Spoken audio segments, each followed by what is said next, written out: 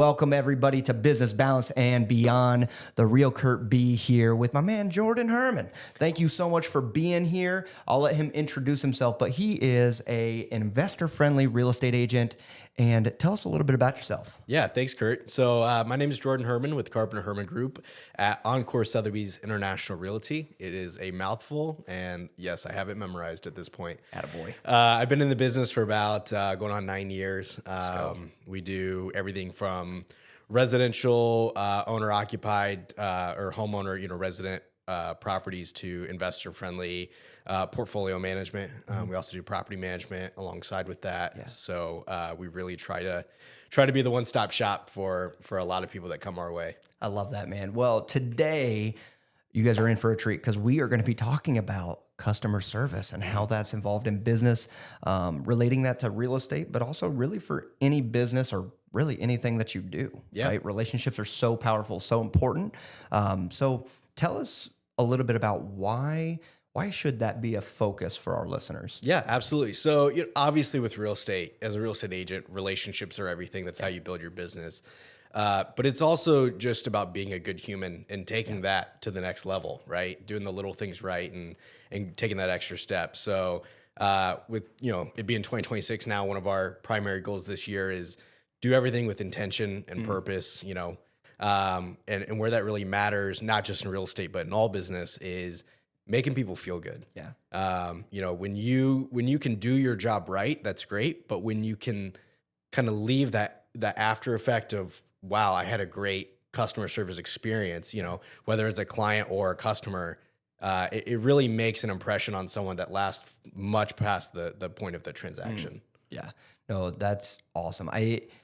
It makes me laugh because when we go get food somewhere, Yep. right? That's the first thing I think of is I may have some food that's pretty good, but if we had great service, I'm more likely to go there, even if the food was just subpar. Oh yeah, 1,000%. I mean, when you go, a restaurant is about experience. It's not just sitting down and putting a plate in front of you and eating. Yeah. It's about the vibe, the ambiance, and it all matters with who that person is that you're having that face to face with, and that's any business. Yeah.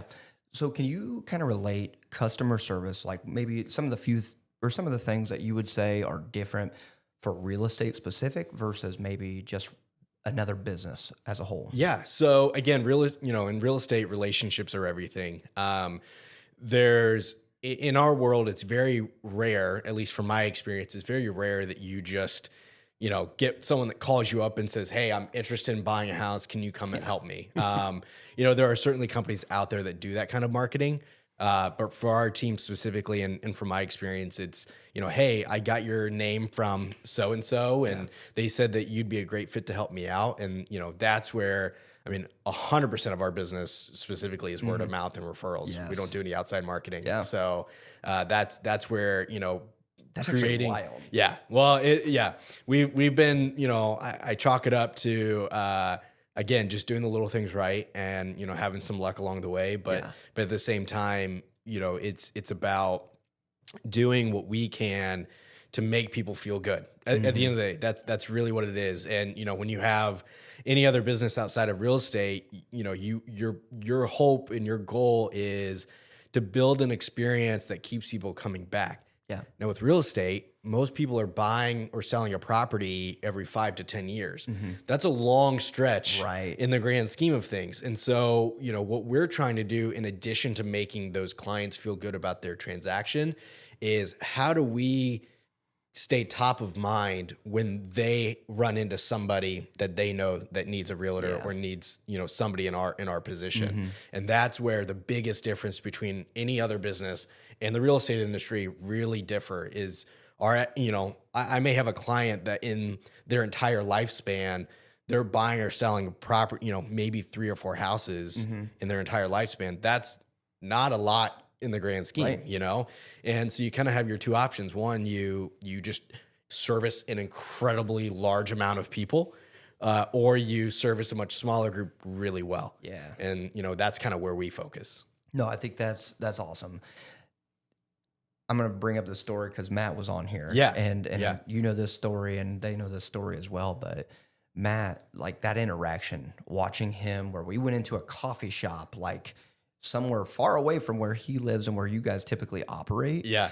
And he walks in there and he was like, "Oh, hey, how are you? Like, you're one of our tenants." And Yeah. like just called him by I name. love that story. Yeah. And he just started speaking and like asking questions like, "Oh, hey, how's the family? How's this, and this?" And I was sitting there and I'm like, I didn't know him at the time really. We were just starting to get to know each other. And I was Yeah. like, oh my gosh, like this guy's good.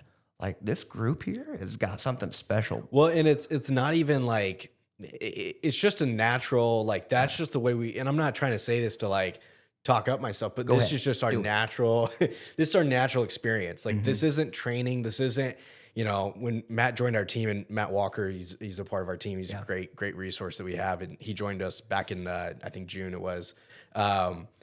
You know, it wasn't like we sat down and said, "Hey, Matt, this is how we talk to people. This is how we do our job. This is our expectations." Yeah. We brought Matt in because he's just that kind Yes. of person, you Yes. know, and that's how we all try to be, is just, you know, there's, I can't remember his name, but there's this, you know, you watch motivational stuff Right, on right. YouTube and TikToks. And there's this guy that talks about, you know, just do one more thing than you kind of the situation allows for. So, you know, if you're Ed My Lot. I can't remember, That's but essentially it's, you know, if you're having a conversation with somebody, you know, you may end a conversation, but it's just as easy to say, you know, one more sentence to end it and leave it on a good note. The great example the guy uses is you get into an elevator, right? When you get into an elevator with a stranger, you don't have to say anything. There's zero expectation that you have any conversation, but just saying one thing of like, Dude. you know, "Hi, how are you doing today?" Like it's just that one extra step, and that is where we try to make a big difference, right? Like we go just above and beyond any kind of expectation. What was really cool too in that moment, and this goes with what you said earlier, is you guys don't do any other outside marketing. Yeah. That is your marketing. Yeah. When I watched him do that, when we went back down to sit down with our coffee, the girl turned around and the person was like, "Who was that?" And she was like, "That's my property manager. He's awesome, man. If you ever need a place, like I definitely recommend going through them." And I heard her say that, and I was like, "Dang, that's exactly what we're trying to do, right?" But that, at the end of the day, when you have a service-based business, you know, real estate or anything, I mean, any field where it's service-based, you are going to make such a more powerful connection by being a referral than trying to sell your product. Yes. At the end of the day, you want people to come to you already knowing what you sell and already wanting your service. Yeah. And now they just need that, you know, bias confirmation of, okay, this person is everything I've heard. Yeah. Would you say that numbers are really important, but personality is even more important? Quality over quantity. Yeah. Every single time. Let's go. It's, you know, our team does, you know, I would say our team does well. I love the production value that our team brings, but at the end of the day, you can't do everything that you can do without the people. Yeah. You as a realtor, if I don't sell any houses, I don't make any money. Yeah. If I don't have those genuine connections with people, I don't have any houses to sell, right? Yep. And it's at the end of the day, it's not about, you know, oh, I did this kind of number this year, and this is the kind of value that we brought people. It's, you know, what kind of relationships did we build? Because like I said earlier, you sell a house to somebody, you may not sell another property to them, you know, unless it's an investor, of course, but right. you may not sell another That's a whole house to them we'll for talk another 5 or 10 years. But how do you get them to keep your name top of mind? You know, and that it's purely the relationship and being somebody that people trust and people value. And you know, the business kind of builds itself from there. Yeah, dude, I love that. All right, so since you brought it up, let's talk about the investment side. Yeah. So when it comes to customer service on an investor, because investors are a whole nother, I'm going to say breed pretty much. Yeah. I'm an investor. And so I know how a lot of times I will think about things. Yeah. And when you talk to an investor versus a first-time home buyer, what are kind of the differences that you see on a customer service level? Yeah. So investors inherently are looking for a different product, a different service than a homeowner. They also have a different level of knowledge sometimes and also a different goal in mind. I mean, just clearly by definition, right? So when you've got, you know, I'm going to use a first-time home buyer and a first-time investor kind of as an example. When you have a first-time home buyer, it's an educational experience. You're walking them through the process of buying a home. When you're dealing with an investor for the first time, they're coming to you with, oh, I've been on Bigger Pockets. I've been on, these forums and these websites, and I watch these videos, and I think I know everything. And then you just kind of have to bring them back down to the real world and say, look, at the end of the day, this is a business. You are a business owner. You're investing in properties. We need to treat this like the assets that they are.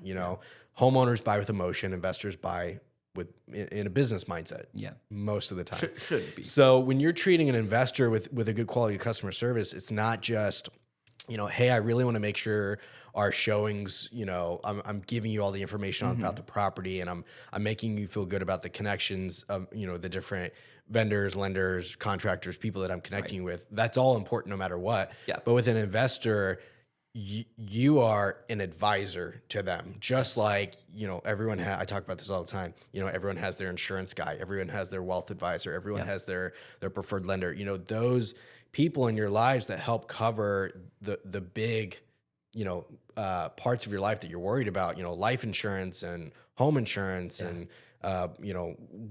what assets do I have? What team do I have in my life to help me on these different avenues?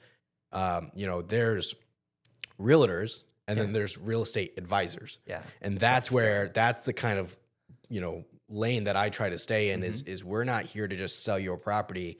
I'm here to help guide you through how to grow your portfolio, meet your goals, and then not just do the transaction, but make sure on an annual basis that you're getting your money's worth and that it all still makes sense. Yes. So it's really it's a lot more follow-up. It's a lot more, I kind of take a lot more responsibility on myself to help make sure that, we're giving an investor what they need. But at the same time, you are educating them, but you're providing a team, because a lot of these guys don't live in the state. Right. So you have to kind of sell, this is me and this is my team and this is what we do.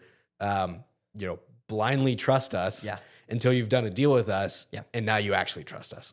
Because you proved it, right? Yeah, exactly. A proven factor makes way more of an impact too long term. Yeah. And again, that's how you guys are continuing to grow and get business and doing the awesome things that you're doing.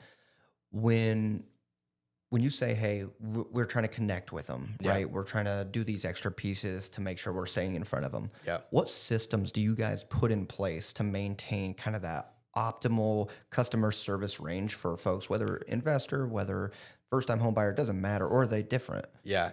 So, I would say for the most part, our quote unquote follow-up systems are the same across the board. We try to keep it consistent because we don't want too many things that we have to worry about, right? That's where you kind of start to lose, hop off the track a little bit, is when you have too many systems to keep up with. Yes. But I will say anytime somebody comes across our field of vision, they go on a list, and we have a CRM, we have a pipeline tracker, we have those things to keep ourselves accountable. Yeah. And then we're doing weekly touch points. So when someone goes on my list, whether it's an investor or a homeowner, I know they're automatically kind of in that bucket of people that I need to be communicating with. Especially, if they're doing it for the first time and they don't know what they're doing, or they're very nervous about how the experience is going to go. You want to be there to, hold their hand a little bit and say, hey, it's going to be okay. I'm here, and that's where you really start to build that experience. So whenever we get a first time investor specifically, I think that's a great, there's a lot more that kind of goes into that. When you have an investor for the first time, they're kind of coming into the experience with, I think I know what's going on, but I don't know how this is going to turn out, in real life. And so you're kind of walking them through the process of this. These are the expectations. These are the things that are going to happen. And hey, guess what? If you have any questions, I'm here. You call, I pick up the phone. If I don't pick up the phone, I'm calling you right back as soon as I can. And that matters, because when something goes wrong, your clients tend to not freak out as much because they know you got it. Yeah. No, I believe in that on multiple pieces. Yeah. I think both on the lending side, on the hosting side, because like I'm in the short-term rental space. Yeah. And being able to answer those phone calls and being able to pick up the phone is so valuable that it's underestimated. But I appreciate what you said, because for me personally, I block my time for my family to make sure that I'm spending quality time with them. Yeah. And I tell all my customers too, I'm like, hey, 5 to 8, that's my family time, but I will get back to you. Yeah. Text me during that time, give me a call during that time, and I'll give you that call right back. Yeah. And there's a big difference in knowing, like, when you say, oh, hey, don't call me versus, hey, call and I'm going to answer. It just may not be right this second, right? Because then you got meetings and other stuff too. But that's a whole nother rabbit hole we could jump down. But that is one of the things that people then see value in. I was having a conversation with somebody today, and I was like, look, man, any relationship, whether it's for business, real estate, your marriage, right? It all comes back to communication. When you over communicate, it typically is going to go a lot better because everybody knows what to expect. The amount of times that I'm having a conversation with somebody from a lender perspective, I'm like, look, hey, I call them on a regular basis, just like you said, as a touch point to make sure that they feel confident, right? Even if it's hey, I have no updates this week or today, but I just want to check in and say, hey, how are you doing today? Because people are like, oh, I have comfort knowing that I'm going to get that touch point. So thank you for doing that. And again, that's why people keep coming back to you. When you talk about growth for referrals coming from those people, would you say, is there a certain percentage, or do you base kind of your goals around, hey, how many touch points are we getting, or how do you kind of base your goals on growth with that? So this, I don't know if this is unconventional or not, but this is just the way that I kind of run my business is I'll say I have a goal in mind. We start our next year planning, probably in October. Yeah. We get a jump on it pretty quick. And so when we're looking at what kind of production do we want to bring the next year and how do we want to get there, we have KPIs, we have numbers in mind. Yeah. But when you get down into the work, I don't really pay attention to it. Yeah. In a good way. Like I just kind of focus on the people, and it's kind of nice. Like, some people will probably listen to that and be like, this guy's nuts that he's not really paying attention to the numbers. But at the same time, I'm happy if I get halfway through the year and I'm measuring up to the goals. I'm not going to sit there and say, okay, I need to talk to this many people and have this many interactions, and this will result in this number of turnover. Because I think that kind of takes my eye off the ball of being a people person and communicating. I'm not reaching out to somebody or cold calling or doing anything like that just to make sure I hit my numbers. Yeah. I'm doing it because I feel like I have some value to bring to somebody. And I think inherently, it's kind of the abundance versus scarcity mentality. Yeah. I think when you love your job and when you're in the weeds doing it every day, you kind of put your head down and do the work and enjoy it. And then at the end of the year, you pick your head up, you go, wow, we crushed it. Dude. Yes. Yes. That brings so much more satisfaction to me than going, oh, I hit my, I did my number of transactions the first quarter I expected. Because guess what? Real estate's this. If you have a goal in mind and you don't hit it that first quarter, and then you don't hit your goal your second quarter, it really starts to kind of drag you down a little bit. And but if you say, hey, all that matters is the number at the end of the year, and we did our darndest to help people, then that's a win for me. Dude, I love that. Okay, so with that being said, if you had to pick Jordan's top 3 of client satisfaction, customer service related things, right? What should business people, real estate people, what should we be focusing on? What are those 3 things that are like non-negotiables? As far as actions to take, or what specifically? So let's do actions to take. Okay, and let's just stick with actions to take for now. Okay. So, and sorry, I just want to clarify. So you mean how to provide good customer service? Correct. Okay. Yeah. So you said it, over communication. Yeah. That is our Bible. That is our life stone to our business is communicate. I cannot tell you how many times from residential clients to investor clients to tenants that we've heard say, oh, you actually got back to me. Yeah. I actually had a client last night. We're in the middle of a transaction, and he texted me. I was driving in between showings, and he texted me and said, hey, I have a question. Can you call me when you get a minute? Pick up the phone, call him. Yeah. And he's like, wow, that was quick. It's quick. But otherwise, he's he's waiting and he doesn't know when I'm going to call, that's not right. So Yeah. call, communicate as quick as you can, as best as you can. Take that extra step to make sure people feel appreciated and that you're there providing value.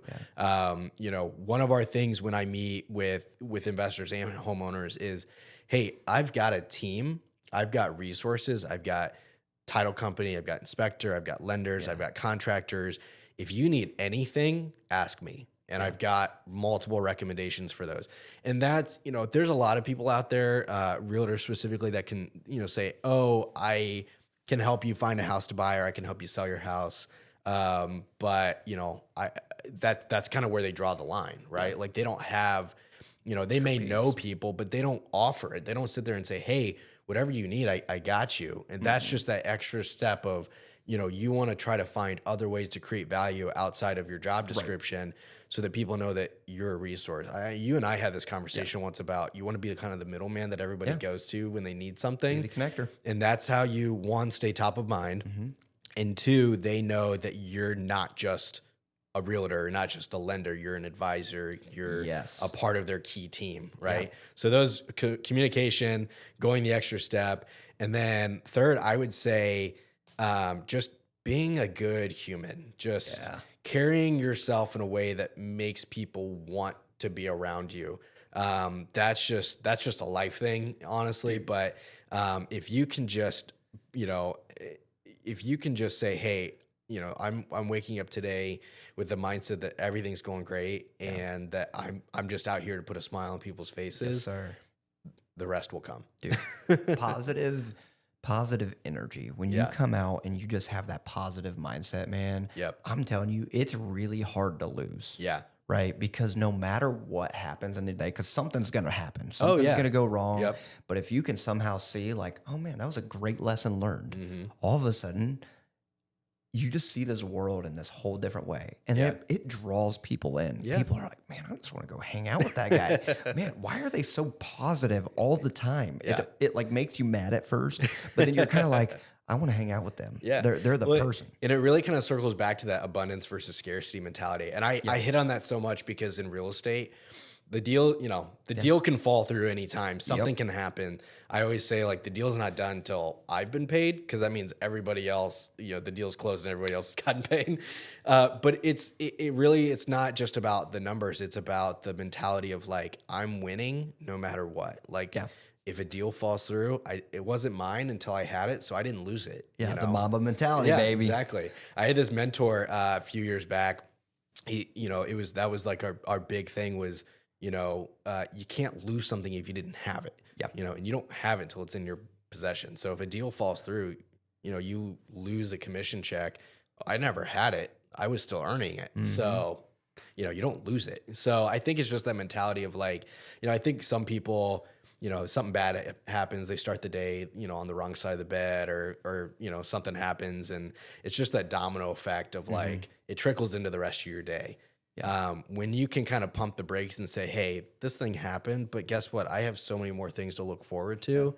It just changes your mentality completely and your interactions with people. Yeah, dude. We talked about this too, where I think a lot of people are also afraid of feedback. Yeah. And that's something that I'm a firm believer in. And like, again, when we do a deal together and go through that process, I want you to give me feedback because that's how I get better. Right?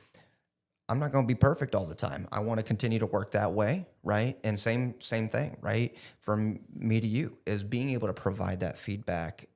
Don't be scared to ask for that. From the customer, from other colleagues, right? Lender to realtor to the other vendors. How can we better reach people? Because what that does is it takes that customer service to another level. Yeah. Well, and when you're working with other vendors in a space. So, realtors, contractors, whoever, one, if someone has a bad experience, they're not going to tell that person directly. It's very rare that people are open to doing that. If someone has a bad experience with you, they're going to tell me, and then it's my responsibility to turn around. Because if I refer somebody to a vendor, it's a direct reflection of me as Absolutely. well. So yeah, it's a team effort. And that's why I love, anytime you can collaborate, whether it's other agents with other vendors, it just makes all of us better. Yeah, I love it, man. Well, hey, thank you so much for being here today and talking on that. We talk about customer service, how important it is. For everybody listening, remember that communication is going to go the furthest, it sounds like. Yeah. That is, if we can really focus on that, that's going to take us the furthest. Number two is, how can we go the extra step, go the extra mile, if you will, right? That phrase has been around for a long time. And if we can go the extra mile, it doesn't take a whole lot, right? Just do it, right? Then third is, be positive about what we're doing, right? People are attracted to that. That's why on gloomy days, people are like, oh gosh, I don't want to do anything. Sunny days, everybody's like, let's go, right? On the gloomy day, be the one that stands up and says, I'm excited to be here today. Let's go do something fun. Let's get everybody hyped up. Be that person to make that difference, make the change. Jordan, again, thank you for being here. Do you have any closing statements? And then on top of that, after you say those things, go ahead and let people know how they can reach out to you. Yeah, appreciate that. Yeah. So, I mean, really, it's just all about carrying yourself, with positivity and, not everybody's out to get you. Yeah. Life happens, but that doesn't mean that you can, have to have a bad time. So yeah, just, love living life and treat everybody with kindness and respect, and the rest will kind of fall in its place. Yeah, no, I appreciate you having me. If anybody wants to reach out, you can find me online, Jordan Herman. Go to my website, phone, email. You can reach out to Kurt if you know Kurt, and he can get you connected with me.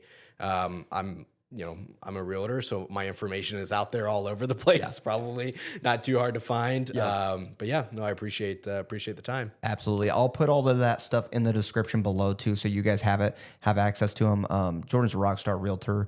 And I'll say specifically, like, their niches, they're awesome in the investment space. A lot of the people that'll watch this, they're interested in that world. So he's a great person to connect to. If you're like, I don't even know where to start, contact me, contact him, and let's get the ball rolling.